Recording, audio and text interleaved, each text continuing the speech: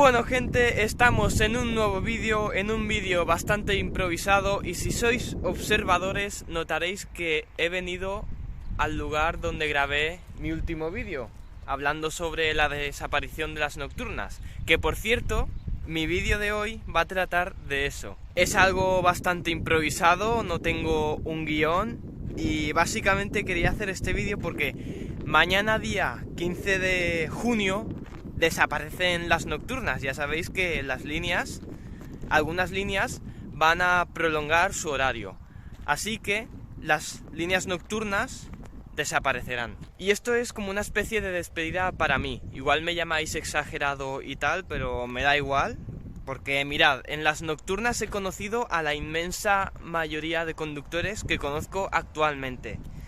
También está el factor de los vídeos de las nocturnas, que es algo simbólico en mi canal, que por cierto, no los he hecho todos, me faltan 3 líneas nocturnas por hacer, pero como mañana van a desaparecer, pues la saga de líneas nocturnas queda incompleta. Tengo vídeos de la N2, N3, N4, N5, N6, N8 y N nueva. Por lo que me queda subir el N1, el N7 y el N10. Pero ya lo he dicho, no hay tiempo, no lo podré hacer.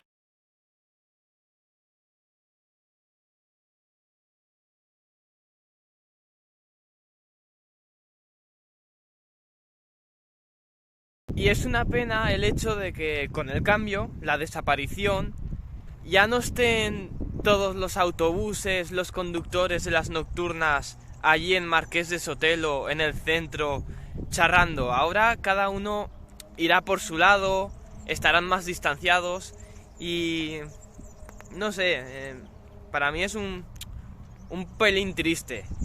También pues cambiará el ir a la parada de Marqués de Sotelo y hablar con el conductor. Tendré que ir a otras paradas, a otros conductores los veré mucho menos. Y nada, o sea, para mí es algo simbólico. La MT me gusta mucho, he pasado muy buenos momentos en las nocturnas y quería hacer este vídeo. Y por cierto, conductores nocturnos y no nocturnos que estéis viendo esto, un saludo. Y nada, no tengo nada más que decir, ya lo he dicho todo.